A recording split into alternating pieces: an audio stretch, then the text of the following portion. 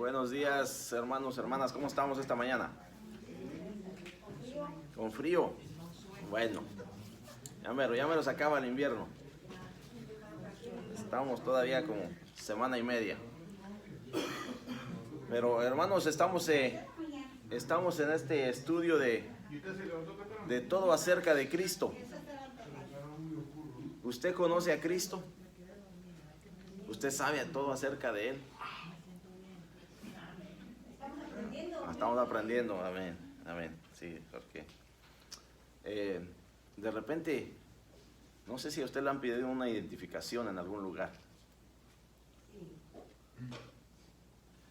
¿Por qué le piden una identificación?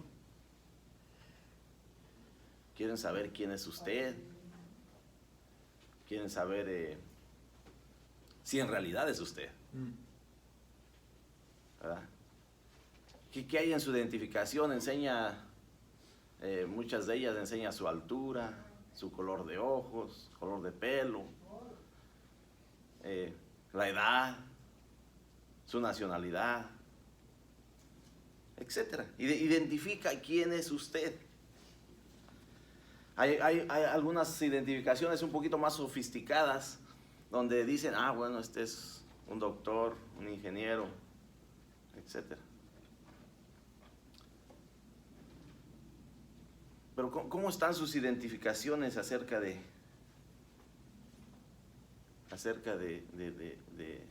si usted es un cristiano?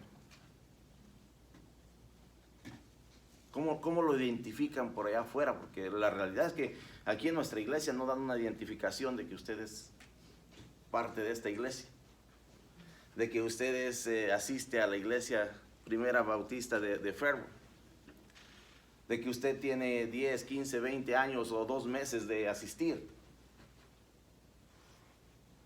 Entonces no sé cómo lo vean por allá de repente sus vecinos, sus compañeros de trabajo.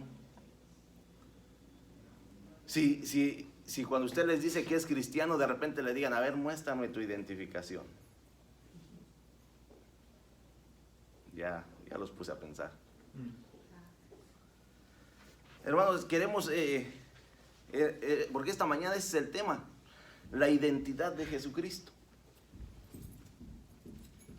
¿Cómo identificamos a Jesucristo? ¿Cómo nosotros personalmente nos identificamos con Jesucristo? Ese es el tema de esta mañana. Vamos a estar en el libro de Lucas capítulo 9, verso 18 en adelante. Y para ello, hermanos, los invito a que vayamos en un momento de oración. Oremos. Bendito Dios, Padre amado, te damos las gracias en esta hermosa mañana que tú nos das la oportunidad de estar aquí una vez más. Damos gracias, Padre, por cada uno de mis hermanos, cada una de mis hermanas presentes en esta mañana, Padre, entendiendo que ciertamente para algunos de nosotros es un sacrificio, especialmente en este cambio de horario. Bendito Dios, pero te damos las gracias, Padre, porque tú has puesto en cada uno de nosotros el querer como el hacer. Has puesto en nosotros tal vez desde el día de ayer el planificar, el pensar en que íbamos a estar aquí esta mañana. Y sobre todo esta mañana pusiste en nosotros el esfuerzo, las ganas, el ánimo de levantarnos y prepararnos para estar aquí. Ciertamente, Padre, ese es un gran sacrificio para muchas personas. Ciertamente, Padre, hay muchos que estamos acostumbrados al domingo, es día de descanso, es día de no hacer nada, es día de levantarme tarde. Pero Padre, qué bueno que podemos venir y buscar de ti cada mañana. Qué bueno que tú nos has dado esa oportunidad a través de tu misericordia. Y que así podemos seguir creciendo, y que así podemos, Padre, seguir alimentándonos de tu palabra. Bendito Dios, te damos las gracias por ello y te pedimos en esta mañana que seas tú, Padre, el que nos guíe, nos oriente a través de este estudio, porque ciertamente, Padre, queremos conocerte cada día más. Y no tan solo conocerte, Padre, sino estar atentos a lo que tú quieres decirnos a través de tu palabra. Sino estar atentos a lo que tú quieres que hagamos, Padre, como un mandato que tú tienes para cada uno de nosotros. Bendito Dios, nos ponemos en tus manos en esta mañana. Te pedimos que seas tú el que nos guíe, nos oriente. Y todo esto lo pedimos en el nombre de tu Hijo amado Jesucristo. Amén. Bueno, hermanos, la identidad de Jesús. Porque este es el tema por las próximas semanas. Todo acerca de Jesús. Y el hermano a lo mejor se me queda viendo. No el hermano Jesús. A lo mejor sí, algunos queremos conocer todo acerca del hermano Jesús, sí. Pero esto es específicamente hablando de Jesucristo. Queremos conocer todo acerca de Él. Ya hablamos de su ministerio la semana pasada. ¿Cuál fue en sí el ministerio de Jesucristo? Esta mañana queremos conocer la identidad de Jesucristo. Y la pregunta que nos hace el escritor aquí esta mañana es: ¿cuál es la bendición? Pero también, ¿cuál es el costo de que nosotros nos identifiquemos con Jesucristo? ¿Cuál es la bendición, pero cuál es el costo de que nosotros podamos identificarnos con Jesucristo? ¿Qué es lo que atravesó Jesucristo? ¿Qué es lo que Él vivió en sus últimos días en esta tierra? Él se identificaba con el Padre.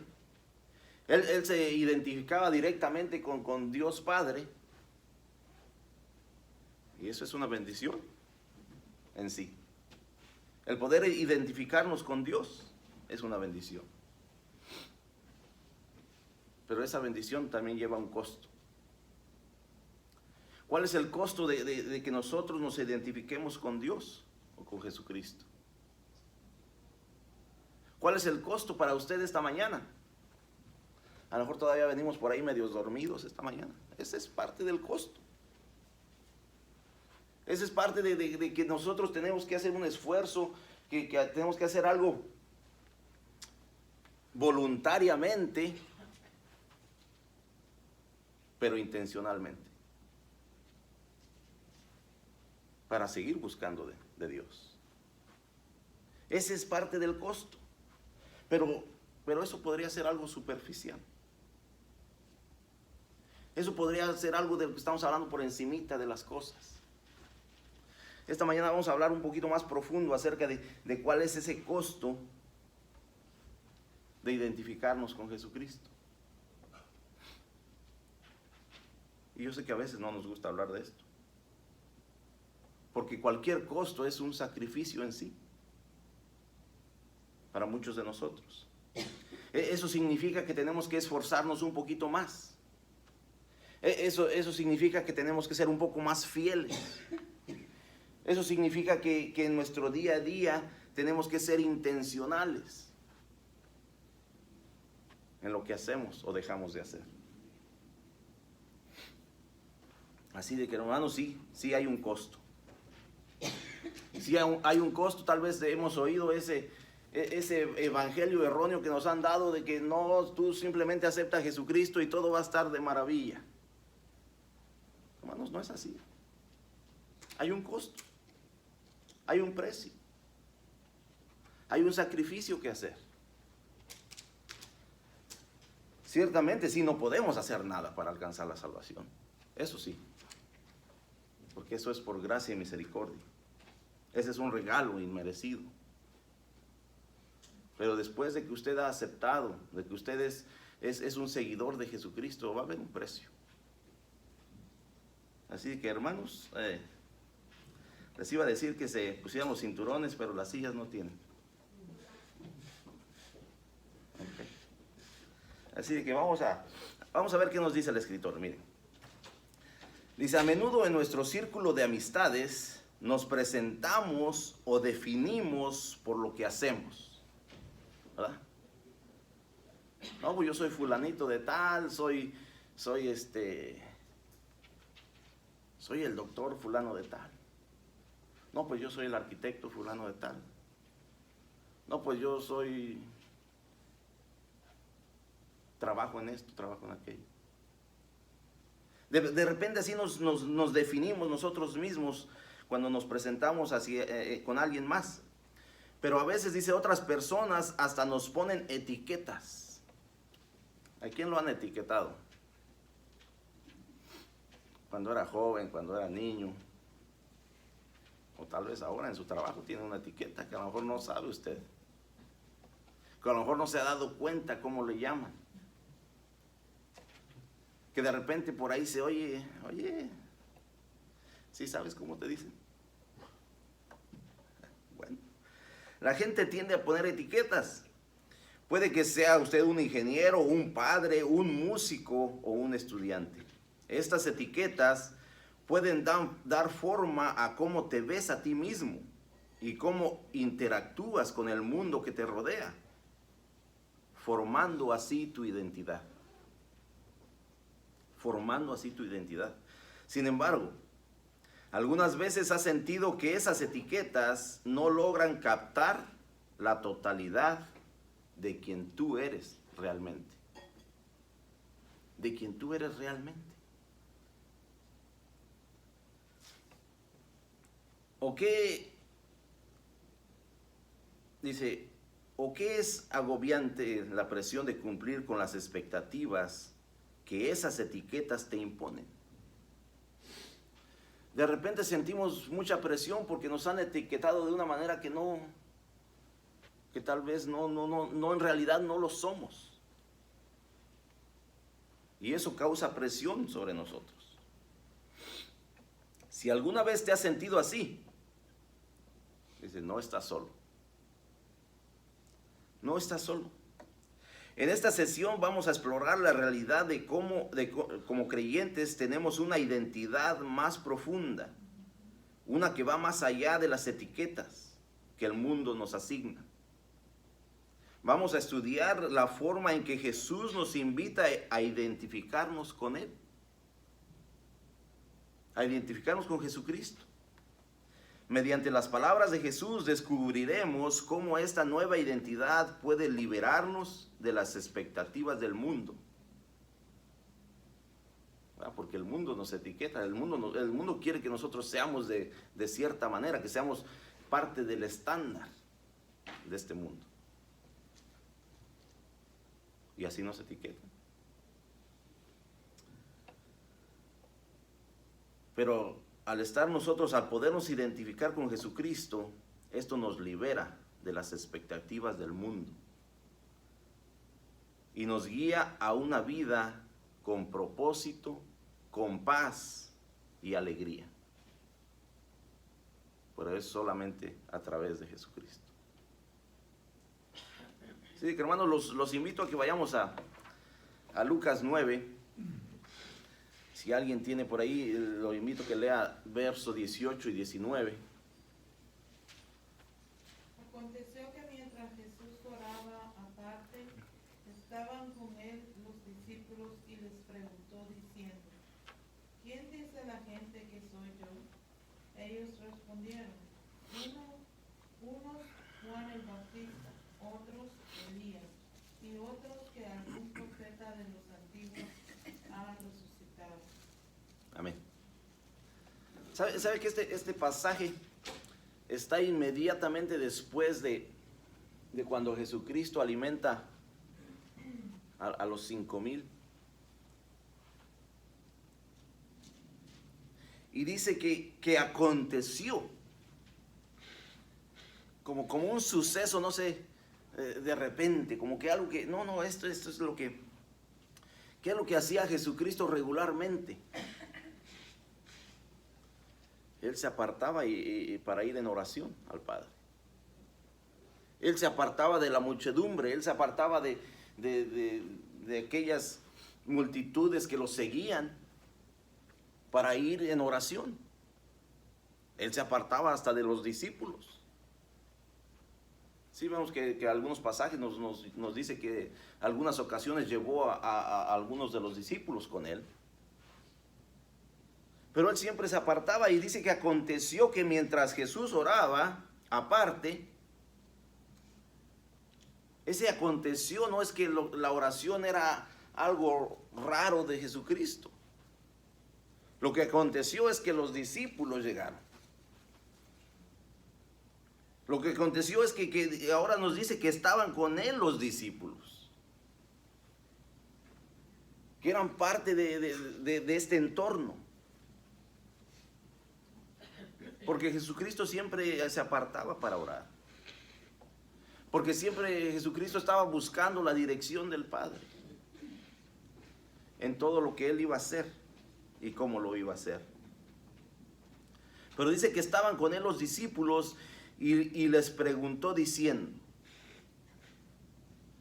Este es un acontecimiento donde ahora Jesucristo, en este pasaje, se encuentra en medio de un tiempo de oración apartado, privado, como en muchas otras ocasiones. Y aquí se encuentran los discípulos en esta ocasión particular.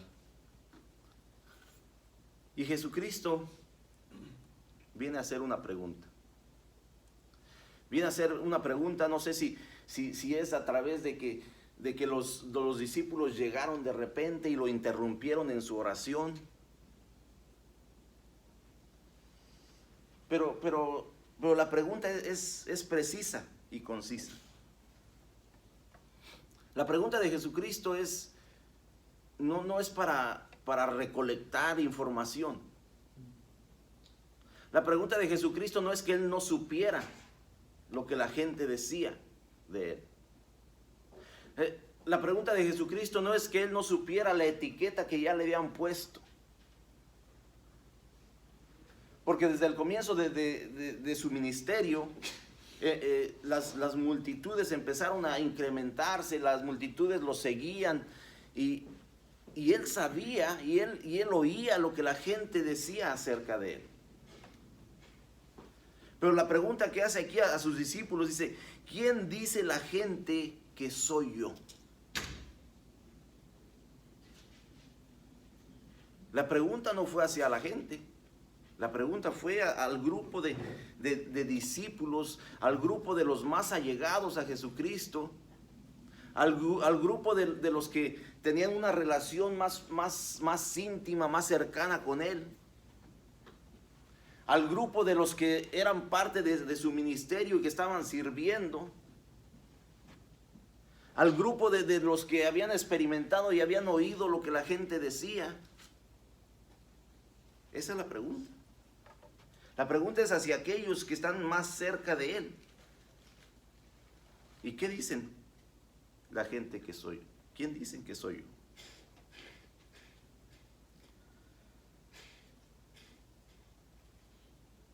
Esta pregunta no era simplemente para colectar información desconocida. No es que Jesucristo no supiera lo que la gente decía de Él. Pero Jesús quería, en realidad, lo que quería hacer es que estos discípulos empezaran a despejar esas cosas de su mente. Empezaran en realidad a hacer un énfasis de si en realidad ellos conocían quién es Jesucristo.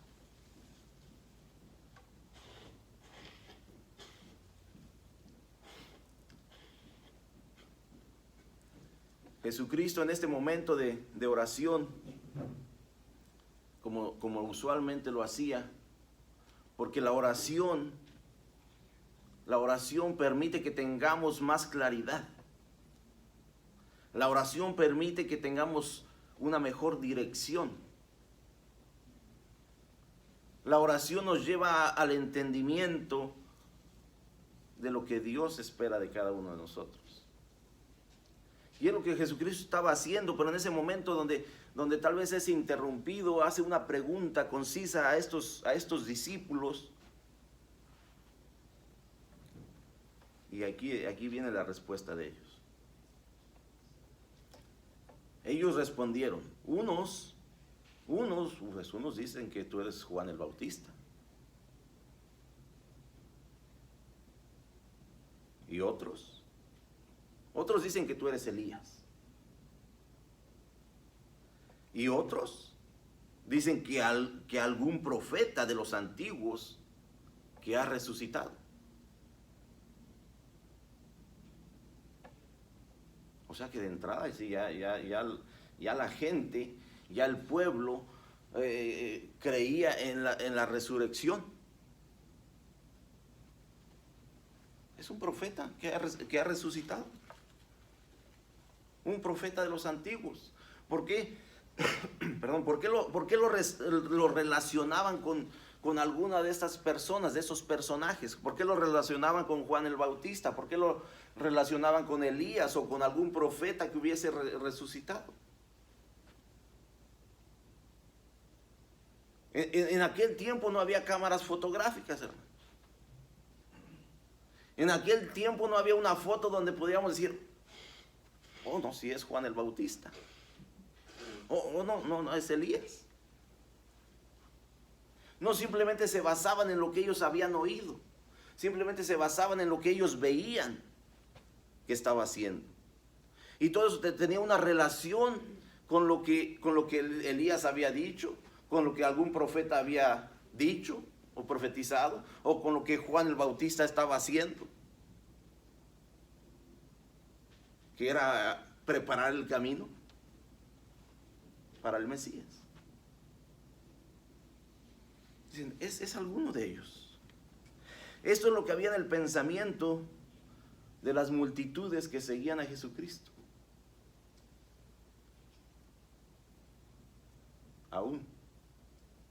Aún viendo todo lo que él hacía, aún viendo todos los milagros y las enseñanzas que él daba, aún las multitudes no lo reconocían como el Mesías. Algunos dicen que eres Juan el Bautista, otros Elías y otros que algún profeta de los antiguos que ha resucitado.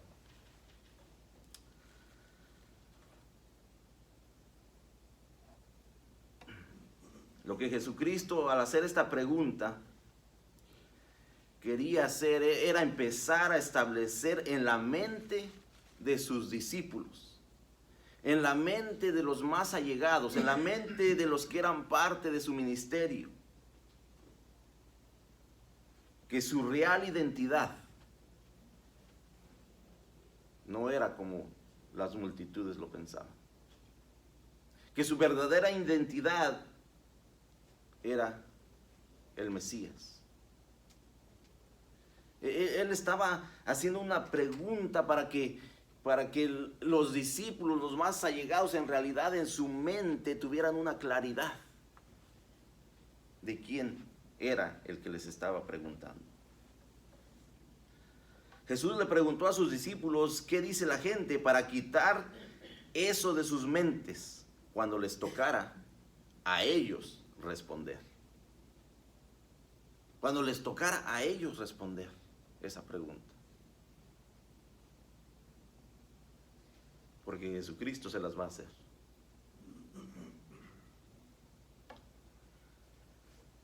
Tres cosas que podemos ver en este pasaje, hermanos. Jesús, durante un momento de oración y reflexión, les plantó una pregunta a sus discípulos, con el objetivo de ayudarles a comprender su verdadera identidad. Él les preguntó qué pensaba la gente sobre él, no porque desconociera la respuesta, sino para hacer que los discípulos entendieran cuál era su verdadera identidad. Jesucristo también, cuando los discípulos le respondieron la pregunta, repitiendo las especulaciones populares sobre la identidad de Jesús. Las personas lo comparaban con Juan el Bautista, con Elías, o lo veían como un profeta resucitado. Ideas basadas en similitudes de enseñanzas, en profecías y las tradiciones de los judíos. Estaban basados en cosas que conocían tal vez, cosas que veían, cosas que oían. Pero finalmente, el propósito de Jesús era ayudar a sus discípulos a comprender su verdadera identidad. a comprender que ellos en realidad entendieran con quién es con el que andaban, qué es lo que estaban haciendo, contrastando las percepciones populares erróneas con la realidad. Este diálogo destacó la importancia de tener una comprensión auténtica y precisa de quién es Jesucristo. ¿De quién es Jesucristo? Más allá de las especulaciones y tradiciones de aquel tiempo. Entonces la pregunta ahora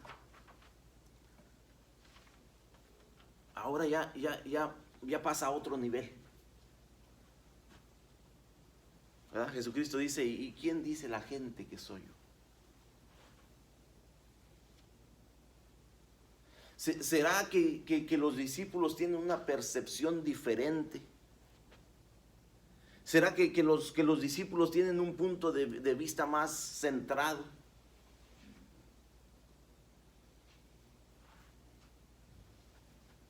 Porque las multitudes tenían su propio pensamiento. Las multitudes, de acuerdo a lo que habían visto y oído, se estaban dejando llevar. Alguien que lea verso 20 al 22, por favor. Él les dijo, ¿y vosotros quién decís que sois? Entonces respondiendo Pedro dijo, el Cristo de Dios. Pero él les mandó a que a nadie dijesen esto, encargándoselo cuidadosamente y diciendo, es necesario que el Hijo del Hombre padezca muchas cosas y sea desechado por los ancianos, por los principales sacerdotes y por los escribas, y que sea muerto y resucite al tercer día. Amén. Él les dijo, Jesucristo al oír esta respuesta de sus discípulos, de cómo lo conocía la gente, de qué es lo que decían de él, Jesucristo ahora dice, ¿y vosotros? ¿Qué decís? ¿Quién soy? ¿Qué soy? Este es el punto de vista de aquellos que nos vienen siguiendo tal vez por algún tiempo. Este es el punto de vista de aquellos que se aglomeran, que se reúnen, que nos siguen y que, por la razón que sea. ¿Y vosotros? Vosotros, dice, aquellos que, ustedes que en realidad están pasando más tiempo conmigo, ustedes que en realidad han visto todos y cada uno de los milagros que he hecho, ustedes donde en realidad tenemos una relación más íntima, ¿ustedes qué dicen? La pregunta, hermano y hermana, esta mañana, ¿y vosotros? ¿Cómo nos conocen los de afuera, hermano y hermana? ¿Cómo nos conocen los de afuera a nosotros? ¿Cómo lo conocen a usted en su trabajo? ¿Cómo lo conocen a ustedes en su vecindario? ¿Cómo lo conoce a usted su familia en general? ¿Qué percepción, qué mentalidad tienen acerca de usted? ¿Cómo lo han etiquetado? ¿Qué piensan de usted? ¿Usted les ha dicho que es cristiano? ¿Han cuestionado alguna vez su cristiandad? ¿Le han dicho, seguro? ¿Seguro que eres cristiano? No sé. Pero ese es el punto donde nosotros tenemos que reflexionar, porque la realidad es que, ¿sabe quién lo va a conocer bien? ¿Sabe quién lo va a conocer bien a usted? ¿Y a mí? Con los que vivimos todo el tiempo. Los que están en la casa. los hijos, la esposa, el esposo. Su esposo, su esposa, ¿alguna vez han cuestionado su cristiandad? ¿Alguna vez le han dicho, ¿de veras? ¿Y si fuiste a la iglesia? Porque mira cómo te estás comportando. Porque mira cómo me estás contestando. Porque mira lo que estás haciendo. ¿De veras? ¿Estabas despierto cuando estabas ahí en la iglesia?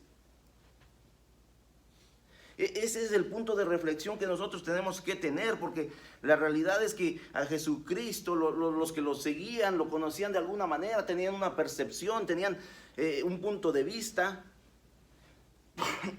Perdón. Y ahora la pregunta es para aquellos que lo seguían más de cerca, aquellos que estaban con él todo el tiempo, aquellos que en realidad veían cuando él se iba a esos momentos de oración al Padre. Aquellos que en realidad veían lo que Jesucristo hacía en todo tiempo y en todo momento. Porque las multitudes eran tiempos de enseñanza en general. Pero no había una relación tan cercana, tan íntima. Y la pregunta ahora viene para ellos. ¿Y vosotros? ¿Quién decís que soy? Porque la gente tiene su punto de vista. Pero ¿cuál es el de ustedes? Entonces respondiendo Pedro dijo, el Cristo de Dios. El Cristo de Dios. Dijo Pedro, tú eres el Mesías, tú eres el enviado, tú eres el que estábamos esperando. ¿Qué le dio a Pedro esa convicción?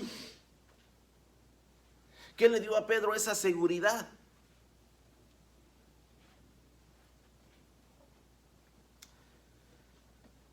Verso 21 dice, pero él les mandó que a nadie dijesen esto, encargándoselo rigurosamente.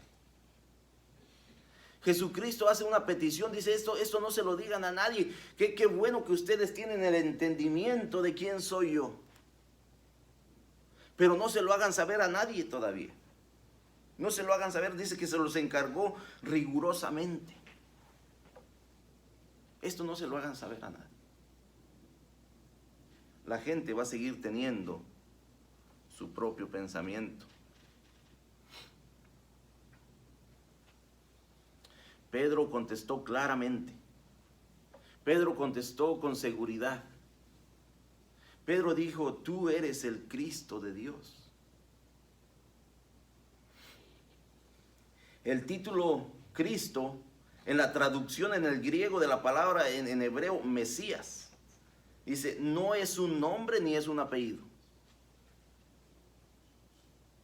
Cristo no es como nuestra identificación que tenemos nuevo nombre y apellido. Cristo en la traducción es el Mesías. Es más bien un título que señala a alguien escogido, a un ungido para cierta noble labor. Pedro dijo, tú eres el escogido. Tú eres el enviado. Tú eres el que esperábamos. El hecho de que Pedro llamara a Jesús el Cristo de Dios es significativo porque lo coloca en una posición mayor a la de un profeta o algún maestro.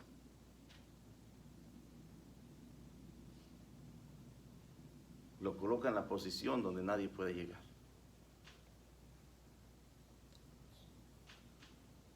Pedro, junto a los otros discípulos, veían a Jesús por quien Él es. Veían a Jesús por quien Él es. El primogénito de Dios, que había venido a inaugurar un nuevo pacto sobre el cual establecería su reino eterno. ¿Sabe cuál fue la petición de Jesucristo cuando dice que les encargó? Dice, pero Él les mandó que a nadie dijesen esto, encargándoselos rigurosamente. ¿Sabe el porqué de esa petición de Jesucristo? ¿A quién esperaba el pueblo de Dios? El pueblo de Dios esperaba al enviado, pero esperaba que fuera un rey poderoso que venía con ejércitos. ¿Sabe cuán difícil iba a ser eso? ¿Cuán más difícil iba a ser eso para el ministerio de Jesucristo si la gente dijera: ¿cómo que tú eres el enviado? ¿Dónde está tu ejército? ¿Dónde está tu reino? ¿Qué en realidad qué es lo que tú viniste a hacer?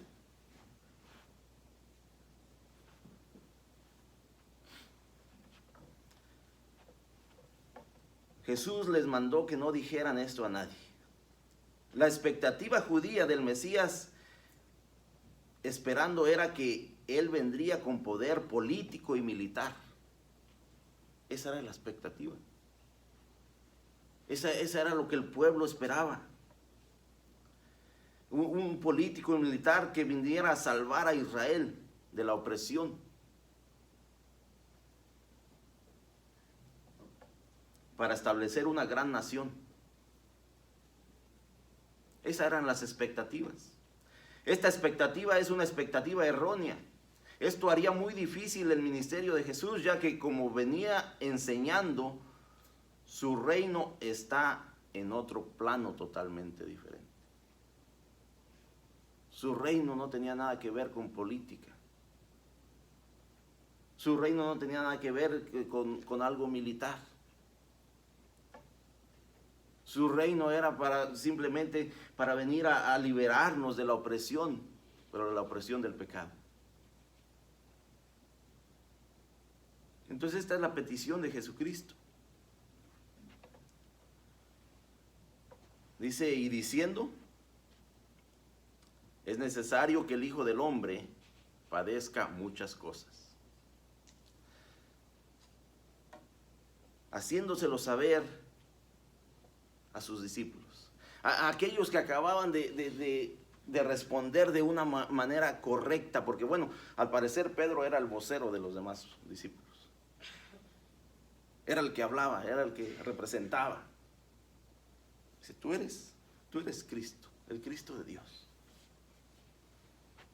Y ahora les hace saber lo que viene. Ahora Jesucristo dice, ok, qué bueno que tienes la perspectiva correcta, qué bueno que tú en realidad entiendes quién soy yo, pero ahora déjame hacerte saber lo que va a suceder por quien yo soy. Y diciendo, es necesario que el Hijo del Hombre padezca muchas cosas y sea desechado por los ancianos, por los principales sacerdotes y por los escribas, y que sea muerto y resucite al tercer día. De entrada Jesucristo le hizo saber a sus discípulos lo que venía, a lo que Él había venido a este mundo. Sí, yo vine aquí para ser rechazado. Sí, yo vine aquí para padecer muchas cosas. Sí, yo vine aquí para que los principales sacerdotes no crean en mí, ni los escribas. Sí, yo vine aquí para morir.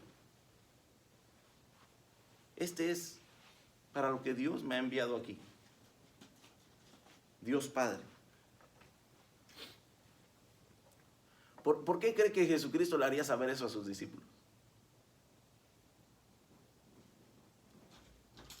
¿Ok? ¿Tienes la perspectiva correcta? ¿Tú en realidad sabes quién soy yo? Pues déjame hacerte saber por lo que vamos a pasar. Por lo que vamos a pasar. No lo que voy a pasar yo solamente.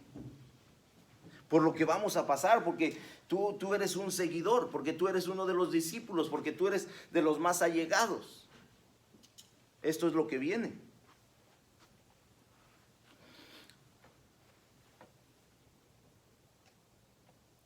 Aquí finalmente Jesucristo reveló a sus discípulos que su misión incluiría sufrimiento. Que su misión incluiría morir, pero también resucitar. Un camino esencial para el plan de la redención.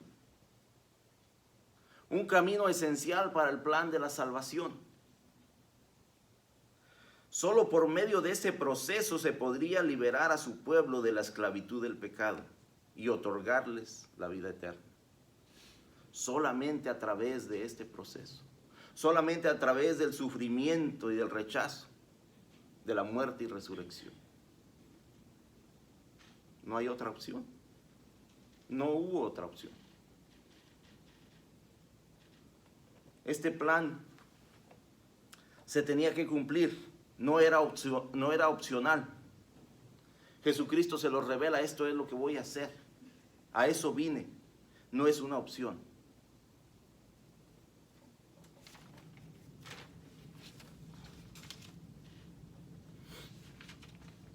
Jesús aquí enfatizó que esta resurrección requería la intervención divina, subrayando el llamado divino que él tenía.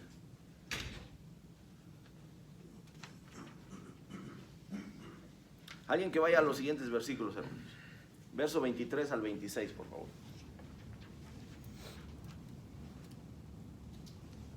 Y decía a todos: si alguno quiere venir en pos de mí, niéguese a sí mismo. Tome su cruz cada día y sígame. Porque todo el que quiera salvar su vida, perderá. Y todo el que pierda su vida por causa de mí, éste la salvará. Pues ¿qué aprovecha al hombre si gana todo el mundo y se destruye o se pierde a sí mismo? Porque el que se avergonzare de mí y de mis palabras, de éste se avergonzará el Hijo del Hombre cuando venga a su gloria y en la del Padre y de los santos ángeles. Amén. Bueno, hermano, hermana, espero que ahora sí tenga los cinturones puestos, porque aquí llegamos al punto esencial de este pasaje. Dice: y decía a todos. Ahora la referencia aquí no sé si está hablando específicamente a los discípulos, que le decía a todos los discípulos, porque en realidad el que contestó fue Pedro, o en realidad todavía estaba la multitud ahí que acababa de alimentar. Pero dice que le decía a todos, independientemente de a quien se lo haya dicho, no, eso no hace una diferencia. Si usted es un seguidor de Jesucristo, se lo está diciendo a usted. Y decía a todos: si alguno quiere venir en pos de mí, si alguno en realidad ha reconocido quién soy yo, si alguno en realidad me ha identificado como el Hijo de Dios, como el Mesías, como el que vino a pagar el precio, y quiere venir en pos de mí, y quiere ser mi seguidor, y quiere en realidad involucrarse en mi ministerio, y quiere en realidad identificarse conmigo, si alguno ha tomado esa decisión, niéguese a sí mismo. Jesucristo de entrada aquí dice: si alguno quiere venir en pos de mí, si alguno quiere ser mi seguidor, dice, haga estas tres cosas. Tres cosas, hermano y hermana. No le vamos a dar un enlistado aquí muy grande. Tres cosas haga, simplemente. La primera dice que usted se niegue a sí mismo. ¿Qué significa eso para usted, hermano y hermana? Negarse a sí mismo. ¿Cuántos sueños tiene usted en esta vida? ¿Cuáles son sus metas? ¿Cuáles son sus planes a futuro? Porque eso es parte de negarse a sí mismo. Váyase olvidando de eso. Váyase olvidando de eso, porque el apóstol Pablo en algún punto de su vida lo entendió y dice: mas ya no vivo yo, ahora vive Cristo en mí. En otras palabras, el apóstol Pablo decía: todo lo que yo había planeado, todo lo que yo me había imaginado, todo lo que yo había visto a futuro, dice, eso quedó atrás, dice. Eso ahora lo tengo como basura. Ahora vivo para Cristo. Ahora Cristo es el que rige mi vida. Ahora actúo y vivo de acuerdo a lo que Él me lleva a hacer. Eso es lo que el apóstol Pablo nos dice. Entonces, ¿qué significa para usted negarse a sí mismo? Oiga, hermano, esta mañana yo de veras que batallé para levantarme. Niéguese a sí mismo. Niéguese a esa pereza. Niéguese a esa flojera. Niéguese a aquellas cosas que lo quieren apartar de Cristo. Niéguese. Dice, negarse a sí mismo, es una disciplina que comienza con reconocer que uno no tiene el control de su propia vida. Ya no es lo que yo quiera. Ya no es lo que yo ansiaba y deseaba. Es lo que ahora Cristo va a hacer en mí. Es lo que ahora Cristo quiere que yo haga a través de mi vida. Niéguese a sí mismo. Es reconocer que uno no tiene el control de su vida. Así que vivirla para uno mismo sería un paso totalmente erróneo. Así que vivir la vida para uno mismo sería un paso totalmente erróneo.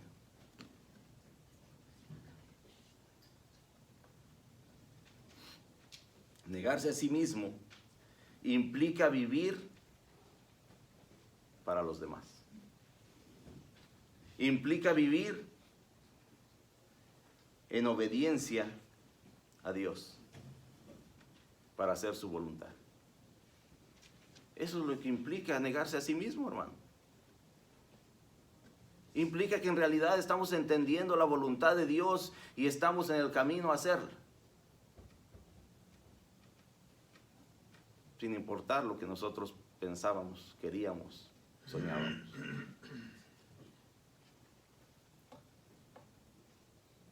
Niéguese a sí mismo. Tome su cruz cada día. Es la segunda cosa que nos llama Jesucristo a hacer. Usted quiere ser un seguidor, dice Jesucristo a sus discípulos, y si hicieran todo lo que estaban oyendo, qué bueno. Porque dice que, y decía a todos.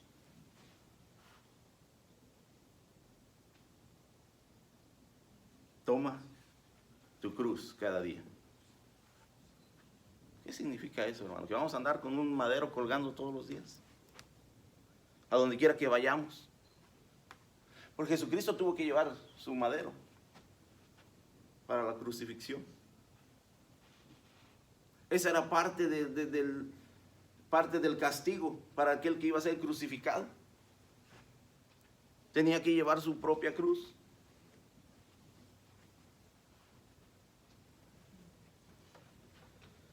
Tomar su cruz cada día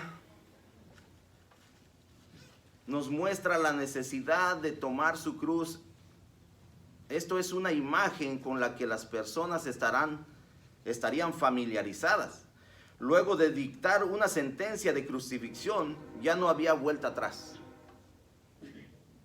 Después de que la sentencia había sido decidida, ya no había vuelta atrás. ¿Qué le dice eso a usted, hermano y hermana? En términos de discípulos, eso quiere decir que cargar con la cruz implica un compromiso que no va a cambiar. Un compromiso inamovible, que no tiene vuelta atrás. Un compromiso que usted hizo con Jesucristo y que no va a dejar que nada se atraviese en su camino. Eso es cargar su cruz. Eso es entender que usted se ha comprometido con Dios y no va a dejar que nada lo haga volver atrás.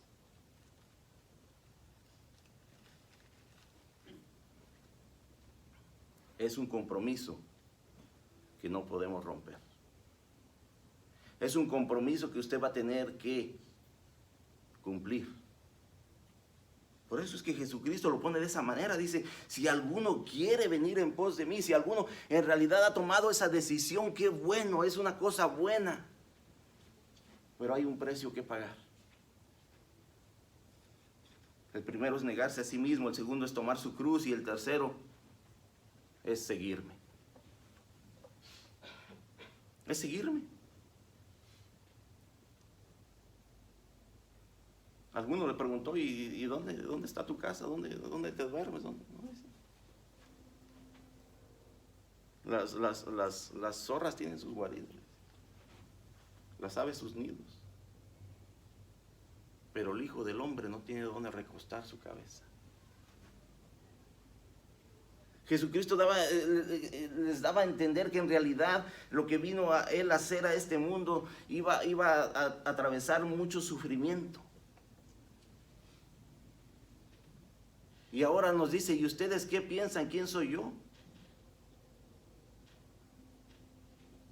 Qué bueno que tienes la perspectiva correcta de quién soy yo. Qué bueno que has entendido que soy el Hijo de Dios. Ahora déjame explicarte lo que conlleva seguir al Hijo de Dios.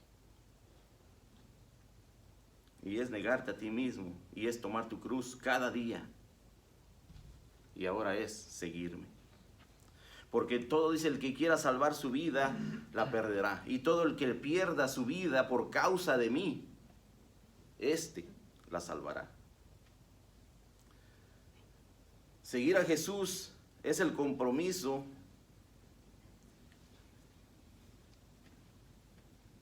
que hemos hecho porque ya reconocimos quién es Él. Seguir a Jesucristo, dice el escritor, sería insensato no hacerlo. Sería que como tratarnos como hombres necios, insensatos. El no seguir a Jesucristo si hemos entendido quién es Él. Sería como echarnos la soga al cuello.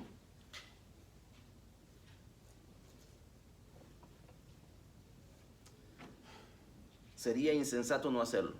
Aunque cueste el sufrimiento, aunque cueste rechazo, aunque cueste dolor o incluso la muerte. Porque Jesucristo les hizo saber a sus discípulos, esto es lo que yo vine a hacer. Y si ahora tú quieres ser mi seguidor, déjame hacerte saber lo que tú tienes que hacer. Niégate a ti mismo, toma tu cruz cada día y sígueme. Y nos hace la referencia porque dice, porque todo aquel que quiera salvar su vida, la perderá.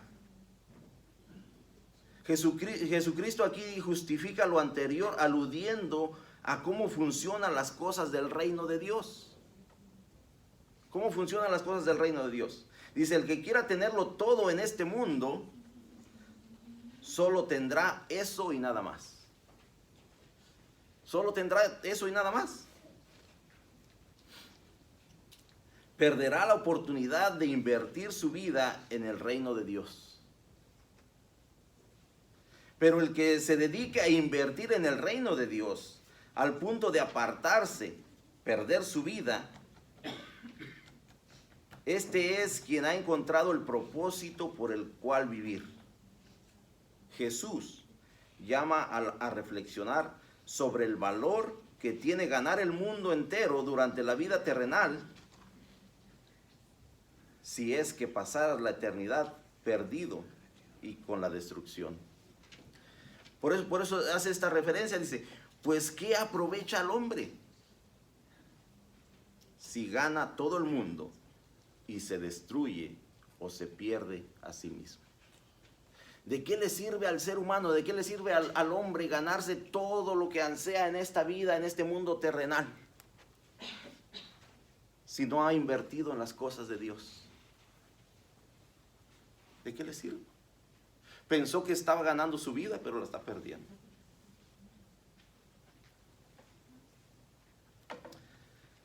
Porque el que se avergonzare de mí y de mis palabras, de éste se avergonzará el Hijo del Hombre, cuando venga en su gloria y en la del Padre y de los santos ángeles. En otras palabras, Jesucristo dice, si tú no has tomado la decisión de seguirme y en realidad entender quién soy yo, me estás negando. Me estás negando, y cuando yo venga, dice, en mi segunda venida, con toda mi gloria, dice, yo también te negaré. Entonces, hermanos, en realidad nos estamos identificando con Jesucristo. ¿Sabe lo que es identificar? Eso de la identificación es totalmente erróneo. Identificar es que nos parecemos a algo. Que cada vez somos más afines, más parecidos a algo o a alguien. Esa es la identidad. O sea que en otras palabras, si usted se identifica con Jesucristo, cada día tiene que parecerse más a Él. Cada vez tiene que lucir más como Él. Cada vez tiene que hacer más las cosas que Él hizo.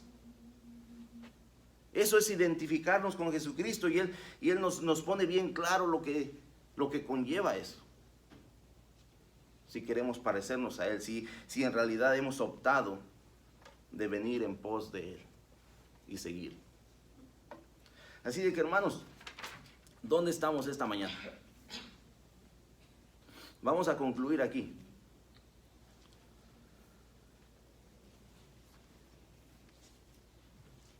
Por medio de la contemplación, la oración y el sacrificio, podemos cultivar nuestras relaciones con Jesús y vivir de manera que reflejemos más su amor y sus enseñanzas. A medida que demos pasos concretos para conocer y relacionarnos más con Jesús, crecemos en nuestra fe y nos moveremos hacia una identidad más arraigada a Jesús. Es a través, hermano y hermana, de nuestro diario vivir, es a través de nuestra relación personal con Dios, es a través de que en realidad estamos dejando de ser nosotros en este mundo. Déjeme hacerle esta pregunta para cerrar casi este pasaje. ¿Cuáles son tus credenciales que te identifican con Jesús? ¿Cuáles son esas credenciales que tú puedes mostrar y que a lo mejor ni siquiera son necesarias que las muestres? Porque están hablando por sí mismas. Para que la gente en realidad te relacione con Jesucristo. ¿Cuáles son esas credenciales? Porque ciertamente no las traemos por ahí colgadas, como gafetes que nos dan en algún lugar. En otras palabras, ¿cómo luce tu testimonio allá afuera? ¿Cómo la gente te está conociendo? Porque ciertamente tal vez tú les has dicho que eres cristiano. Pero ¿cómo te está conociendo la gente? En tu casa te van a conocer bien. En tu casa sí te conocen bien porque son los más allegados. Hermanos, quiero dejarlos con este pasaje. Efesios 5, 1 y 2. Sed, pues, imitadores de Dios, como hijos amados. Y andad en amor, como también Cristo nos amó. Y se entregó a sí mismo por nosotros, ofrenda y sacrificio a Dios en olor fragante. Que Dios me los bendiga.